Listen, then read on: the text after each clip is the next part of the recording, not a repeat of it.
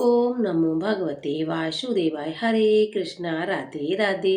प्रिय भक्तों, आप सभी के अपने YouTube चैनल भक्ति प्रेम रक्षा में बहुत बहुत स्वागत है।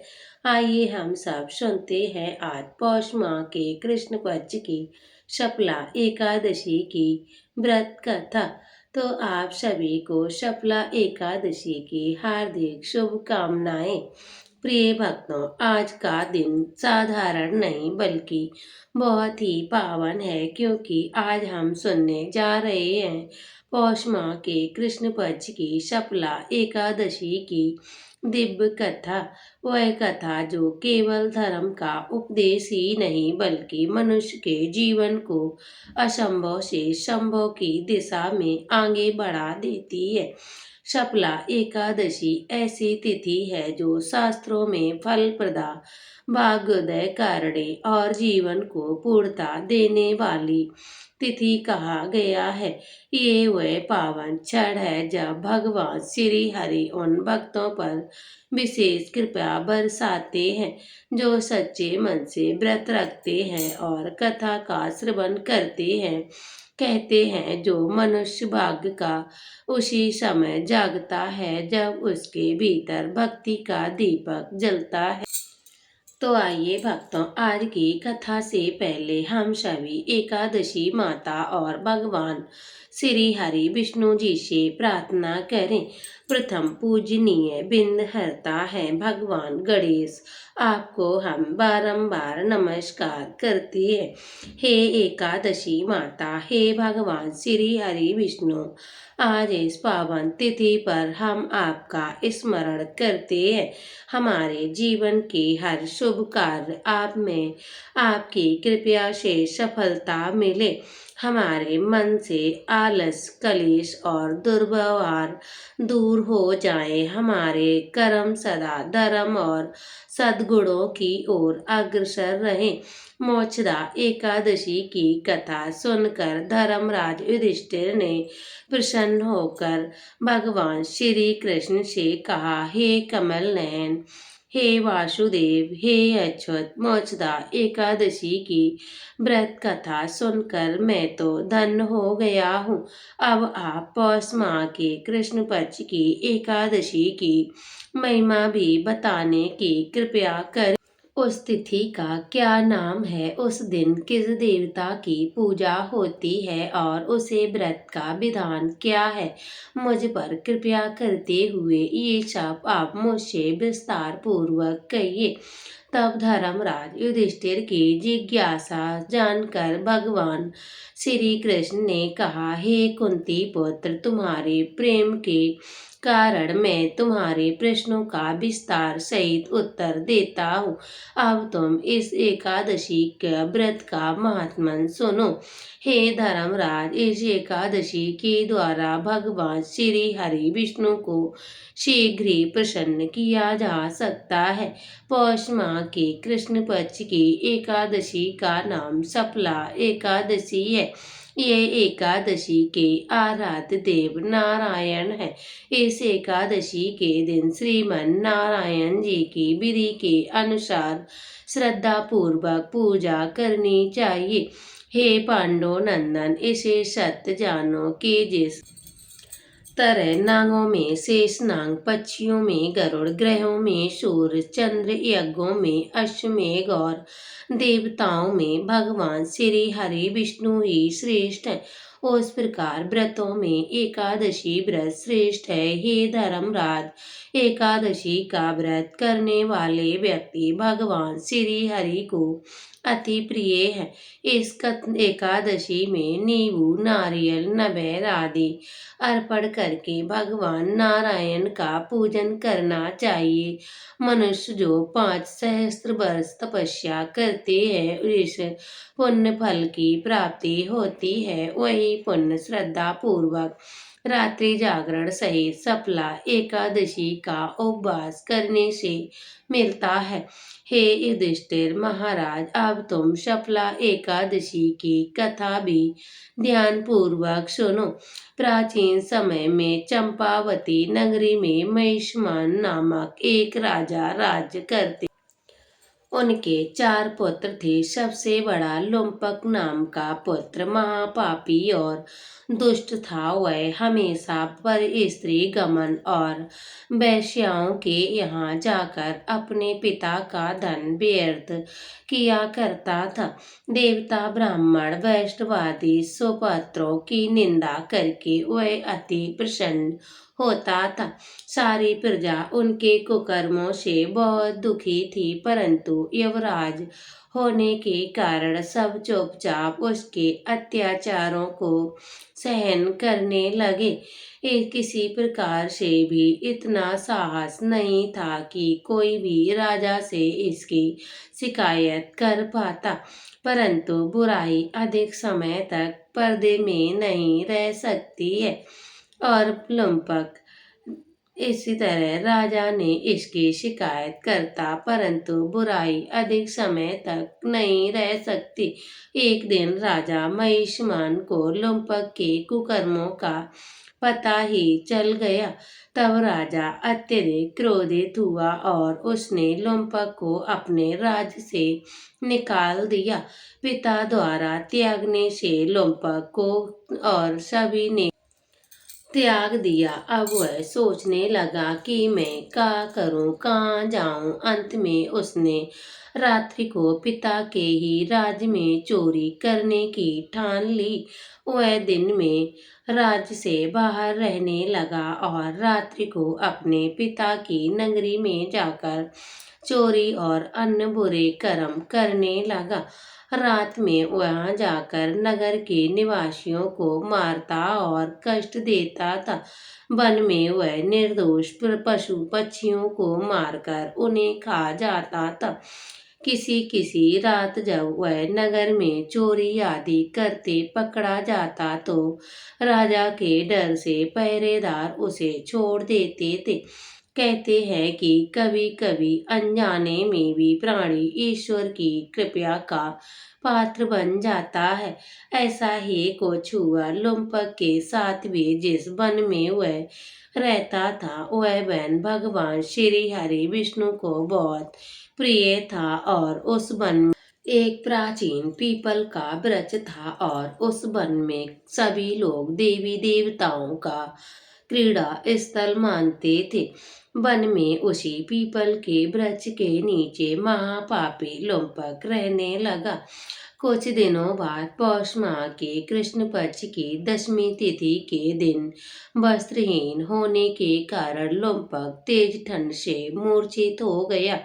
ठंड के कारण फिर वह रात को सो भी नहीं सका और उसके हाथ पैर अकड़ गए। बड़ी मुश्किल से, बड़ी कठिनाई से वह रात बीती, किंतु सूर्योदय होने पर भी उसकी मूर्छा नहीं टूटी और वह ज्यों का त्यों पड़ा ही रहा। शपला एकादशी की दोपहर तक वह महापापी मूर्छित ही पड़ा रहा। जब सूर्य के सपने तपने से उसे कुछ गर्मी मिली तो दोपहर में कहीं उसे होश आया और अपने स्थान से उठकर किसी तरह चलते हुए वन में भोजन की तलाश में इधर उधर भटकने लगा। उस दिन वह शिकार करने में असमर्थ था, इसीलिए पृथ्वी पर गिरे हुए फलों को लेकर पीपल के वृक्ष के नीचे गया और भगवान सूर्यदेव अस्ताचल को प्रस्थान कर गए थे, अर्थात सूर्यास्त हो चुका था। भूखा होने के कारण भी वह उन फलों को नहीं खा सका, क्योंकि कहाँ तो वह नित्य जीवों को मारकर उनका मांस खाया करता था और आज कहाँ उसे खाने को ये फल मिल रहे हैं। उसे फल खाना बिल्कुल भी अच्छा नहीं लगता था, इसीलिए उसने उन फलों को पीपल के जड़ के पास ही रख दिया और दुखी होकर बोला, हे ईश्वर, ये फल आपको ही अर्पण है।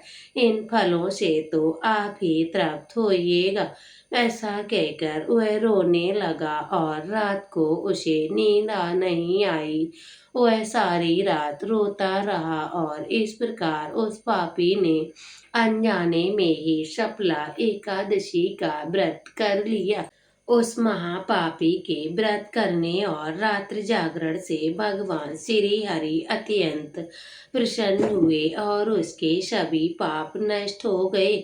सुबह होते ही एक दिव्य रथ अनेक सुंदर वस्तुओं से सजा हुआ आया और उसने सामने खड़ा हो गया। ठीक उसी समय आकाशवाणी हुई कि हे युवराज, भगवान नारायण के प्रभाव से तेरे सभी पाप नष्ट हो गए हैं। अब तुम अपने पिता के पास जाकर राज प्राप्त करो। और जब वह आकाशवाणी लुम्पक ने सुनी तो वह अत्यंत प्रसन्न होते हुए बोला, हे प्रभु, आपकी जय हो, जय हो, जय हो। ऐसा कहकर उसने सुंदर वस्त्र धारण किए और अपने माता पिता के पास गया और पिता के पास पहुंचकर उसने सारी कथा अपने पिताश्री को सुनाई। पुत्र के मुख से सारा वृतांत सुनने के बाद पिता ने अपना राजा राज्य लंपक को दे दिया, अपने पुत्र को सौंप दिया और स्वयं वन में चले गए। अब लुम्पक शास्त्र अनुसार राज्य करने लगा। उसकी पत्नी पुत्र आदि भी श्री हरि विष्णु के परम भक्त बन गए। फिर वृद्धावस्था आने पर वह अपने पुत्र को राज सौंपकर भगवान श्री हरि का भजन करने के लिए वन में चला गया और अंत में परम पद को प्राप्त हुआ। भगवान श्री कृष्ण की कथा समाप्त हुई। भगवान श्री कृष्ण कथा समाप्त करते हुए धर्मराज युधिष्ठिर से कहते हैं, हे धर्मराज, जो मनुष्य श्रद्धा और भक्ति पूर्वक इस सफला एकादशी का उपवास करते हैं उनके सभी पाप नष्ट हो जाते हैं और अंत में उन्हें मुक्ति प्राप्त होती है। हे युधिष्ठिर, जो मनुष्य इस सफला एकादशी का महात्मन को नहीं सुनते हैं, नहीं समझते हैं, उन्हें तो पूंछ और सींगों से विहीन पशु के ही समझना चाहिए। सफला एकादशी के महात्म्य को पढ़ने अथवा श्रवण करने से प्राणी को राजयोग के समान फलों की प्राप्ति होती है। कथा का सार हमें ये बतलाता है कि सफला एकादशी की कथा हमें भगवान के अति कृपालु होने का भान कराती है। अगर कोई मनुष्य अज्ञानवश अनजाने में भी प्रभु का स्मरण कर लेता है तो भी उसे पूर्ण फल की प्राप्ति होती है। अगर मनुष्य निश्चल भाव से अपने पापों की क्षमा मांगे तो भगवान उनके बड़े से बड़े पापों को भी क्षमा कर देते हैं। लुम्पक जैसा महापापी भी भगवान श्री हरि की कृपा से ही वैकुंठ का अधिकारी बना। अब सुनिए भगवान श्री हरि विष्णु चालीसा पाठ और आरती। विष्णु सुनिए विनय सेवक की चितलाए, कीरत कछु वर्णन करूं दीजिए ज्ञान बताए। नमो विष्णु भगवान करारे, कष्ट न सावन अखिल बिहारी। प्रबल जगत में शक्ति तुम्हारी, त्रिभुवन फैल रही उजियारी। सुंदर रूप मनोहर सूरत, सरल स्वभाव मौनी मूरत।